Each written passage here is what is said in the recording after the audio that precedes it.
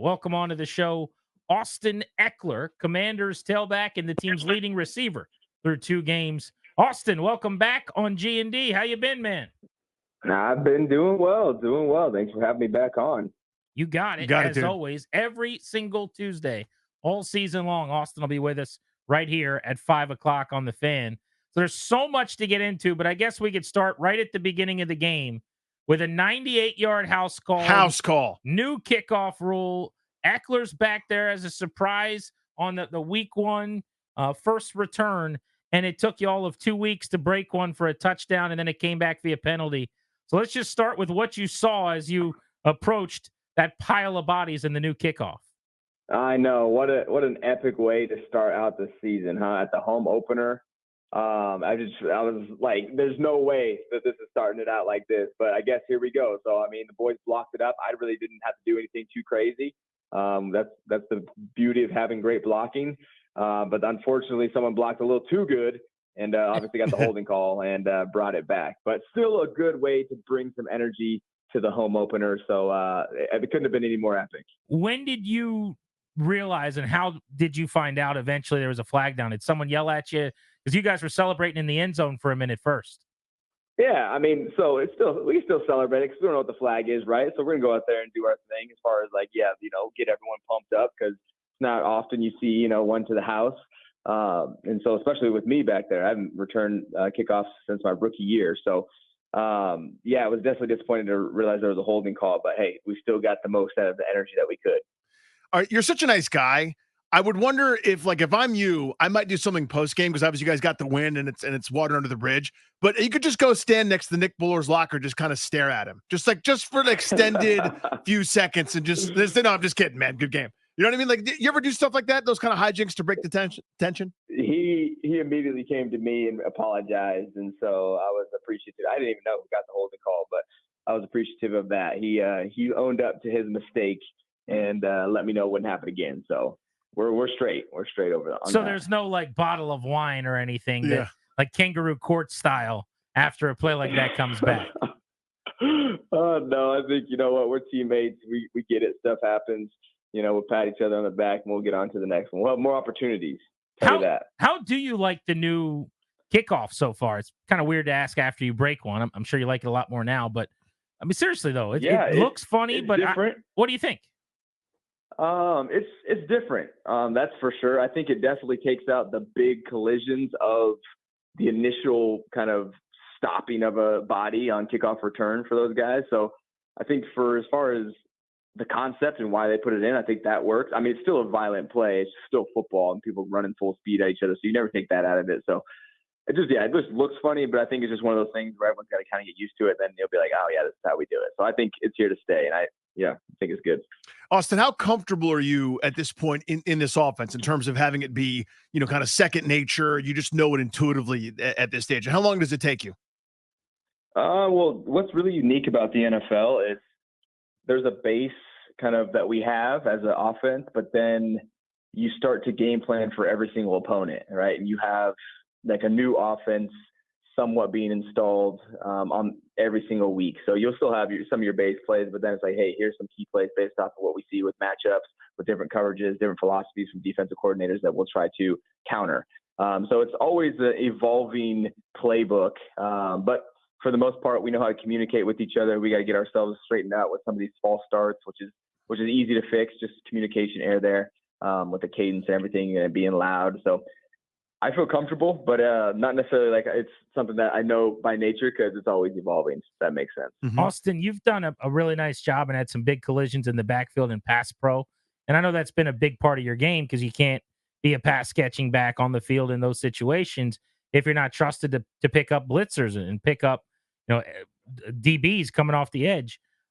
Take me back to when really that became a priority. I can't imagine you were doing a lot of that in college. Maybe you could correct me, but like, how did you get good at that? And for a lot of running backs, it's what separates you being in the league or not when you're down the depth chart. Like, what goes into that?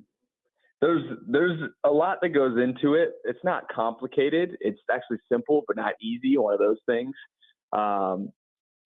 It can get complicated, I should say, but it's more so, okay, you have to understand who the D coordinator is and what their philosophy is. What are they trying to do? How are they going to potentially be setting up? And then everything has to do with what is our philosophy on offense? Are we sorting? Are we on a man call? Like, what type of protection scheme do we have? Is it play action? Because all of these different plays, drop back, 3-step, 5-step, all these different plays have different types of protection rules. And so knowing what the play is, knowing what the defense is, doing some studying, marrying those together, walking through it a bunch of times during the week, that gets you to step one. Okay, now you know who to block.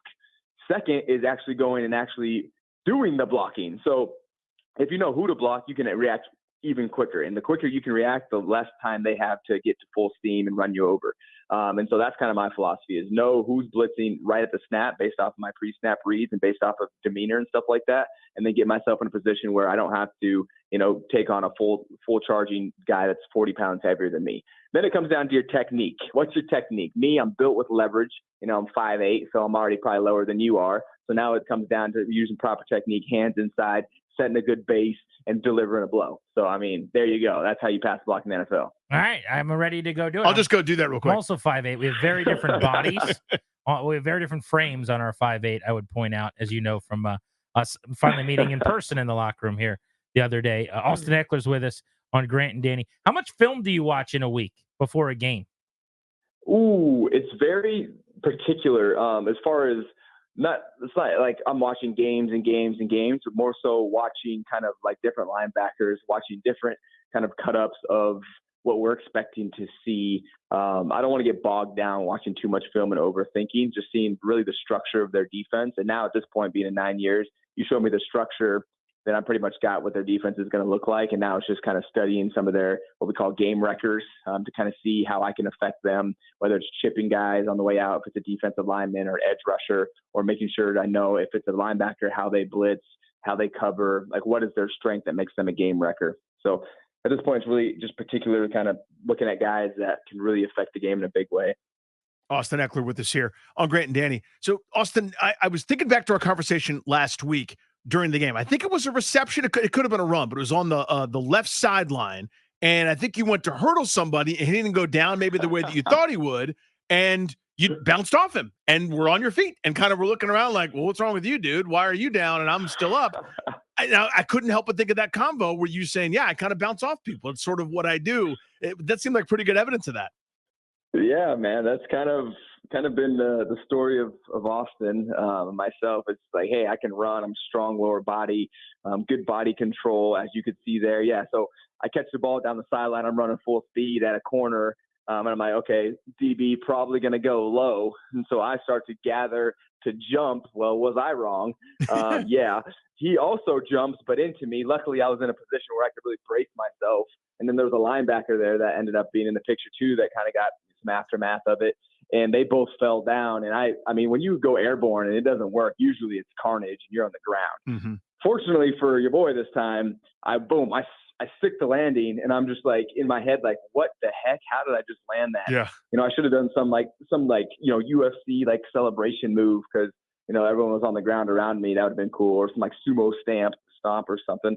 Kind of missed opportunity, but next time I get a running airborne, collateral damage around me, I'll make sure to hit a celebration. So you mentioned that like a corner out there. I was going to ask you, when do you go? I mean, it's all split second. You guys are going so damn fast, but when is it hurdle time? When is it shoulder time? When is it show them a little wiggle? Like how do you decide in that kind of split second? It's just repetition, and kind of how your philosophy of your brain works. Because some guys aren't like, oh, I'm going to wiggle. Like I had a inside zone where it was me and the linebacker one-on-one. And in my head, it's like, oh, it's for sure. And it's like, get around. It's just like kind of like reaction, like, oh, get around. Like, mm-hmm. And it's like, oh, jab step. Like I've already been through this scenario, going through bags hundreds, thousands of times. Hurdle, it's like, oh, hey, they're going low. That one was kind of preempted. And so, usually don't do that. It doesn't end up too well. Usually it should be a reaction. If they go low, you go high. And so it's all reactionary based off of their leverage, how fast they're going, you're fast you're going, your positioning, is anyone around you, and you kind of adapt to that kind of scenario with what tools you have in your toolbox. So you got to know what tools you have. You got to continue to play within the confinements of your capacity. Luckily for me, it's really kind of just being that kind of scat. Like I'm really agile and not necessarily a bruiser. So if I was a bruiser, I'd run him over. That's not necessarily my game plan. Speaking of bruisers, Austin, Brian Robinson ripped off a 40-yard and two 30-plussers this week on his way to a career-high 133. You and him both having field days. You throw Jaden into the mix. You guys ran for 215. Right now, the running game is one of the best in football already, and it just seems like an identity is being established. What did you make of how successfully you guys dominated the Giants on the ground? Yeah, Brian Robinson is definitely a punisher. Like he is a big back who's going to look for contact and run you over. Like that's his philosophy. That's kind of his build. And then he's going to continue to run. It's not going to be easy to take this man down. Like he is strong, lower body, 6'2", 225. Just a big running back. I think it's awesome. I think it's awesome that we have him, kind of that punisher type, and then we have myself, who's really a pass catcher, make you miss type as well. And so it's a good kind of two-headed monster that we have in the backfield. And you got to give credit to the O-line for the run game getting it started too, because they've been doing a good job of making sure we have some gaps as well. And so as we continue to put this thing together, we've had a good running plan, and it marries up with the pass game as always. And so it's just good complementary football when we're able to put the ground game together. A little inside football here. How often on a RPO, like you guys RPO'd them to death early in the game with those screens, do you know generally if it's going to be pulled and thrown or given to you? I'm just curious, like for you, I saw 4 ineligible man penalties for the line for the Eagles on Monday Night Football last night on those RPOs that Hurts pulled. I get how hard it is for them, but as a back, like what's that play like? Yeah, I mean, for you, your philosophy is you're running the ball. Like you have to. Like you can't be thinking, oh, he's going to pull it, because of the fact that if you're thinking of that, and then now what are you not thinking of? Well, where you need to run the ball and how you need to get there. And so you, as a running back, just kind of are locked in on your keys and your reads so that when you does hand the ball, because you're anticipating that you can get through where you need to get through. So you're not trying to like read the same defender that he is, basically, to know. Heck no. It's so for us, we're getting it blind. We don't know. We know who he's reading and where they're at. But as far as, if he's going to pull it or not, we don't know that. Got you. Austin Ekeler with the Zero on G&D. So, Austin, just curious. I mean, obviously, you guys are competitors. You want to win the football game. That's That's obvious. That's a given. Just wondering how you're viewing this. So, me as just a pudgy zilch of a fan, I will take 37 minutes of time of possession, 400-plus yards. We already mentioned the rushing stats. No punts. You guys in the red zone 6 different times. Versus you guys weren't able to punch it in. A couple different things happen each time. How do you view that offensive performance for you guys? Obviously, the win's the most important thing, but is that hey, it's encouraging, look at all the good, or is it damn, we left some meat on the bone? How do you view that as a competitor? There's some good and some bad. There's good that we didn't have to punt and we were able to move the ball and get into scoring position. That's good. Mm-hmm. Bad because offensively we never scored. And so it's not necessarily like a medium, like there's good and bad. Like you call it how it is, and you take it how it is, and you learn from it. And for us, yes, we showed signs of being able to consistently move the ball, which is great. We want to build off of that. But what definitely needs to happen is we got to get rid of these red zone penalties that are killing us in the red zone, backing us up. And we got to find a way to get our butts in the end zone because you're not going to win many games if you can only make field goals and can't get in the end zone in this league. Every once in a while, you might sneak a win like we did on a field day of field goals, but you don't want to live in that world. Yeah, no doubt. I think there were 5 false starts in the red zone. Were some of those like out of the huddle late or trying to change a play, or were they all just flinches? Like, was there a theme there at all? I mean, it's all of the above. All of the above. It was loud. It's flinches. It's changing plays. So it's the great thing for us is it's stuff that we can fix. Right? It's not a matter of someone's not talented enough or anything like that. Like these are easy penalties that we can easily fix, but by doing some just get on the same page, kind of take an extra period to talk through this in a meeting and things like that, and a walkthrough to say, hey, this is how we're doing a red zone. Everyone lock into this cadence and things like that. I'm wondering, as someone that's been around and seen some things in this league, I wonder if this is just sort of this off the top of my head here, Austin. Like I've seen it occasionally happen. I'm just sort of curious if this is something that you would feel comfortable doing, or if it would make sense. Like if you see something before the quarterback does. Right? Where you go, hey, what we've got called in your brain, like what we've got called is not going to work because of this. would you be able to go, hey, Jaden, dude, like, do you see that? Like, look over there. Don't do that. Let's run something else. Or is it just sort of, you got to hope he sees it? Like, how would that work? Yeah, I wouldn't do that during the play. That's Gotcha. something that if he did miss a call, you talk about it on the sideline. But just we have to know as players, especially the running back, I'm right next to him. He is commanding and seeing all of this, and so he's putting us on the same page. Mm-hmm. And I'm not in every single one of his quarterback meetings, so it might be something that I think because I heard something else, but he might be seeing something else totally different. Gotcha. And so there's no chance I'm ever going to be like, hey, Jaden, check it to this. Because that's just kind of stepping out of what is on my plate as far as responsibilities. If there's things that I see, where it's like, hey, they're dropping me in the flat, things like that, like, or hey, if they're bringing down the free safety. I would more so talk to one of our coaches and then get that relayed so that Jaden would know if we need to check out of that and stuff like that. Austin, there are a few things prettier in football. Like in baseball, the most beautiful thing you could see is like a perfectly executed hit and run, right?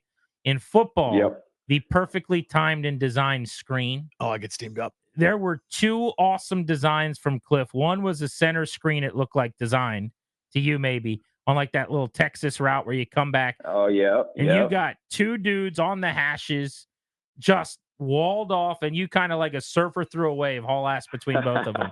That was awesome. And then the throwback screen that was clearly designed for you as well. I mean, either a thought on both of those is fine, but was one of those better executed, did you think? Did you have a favorite like design to that week? Yeah, funny thing is the throwback wasn't even a screen. That was just a check down. I just happened to be wide open over there. I just got out late. Okay. Oh, wow.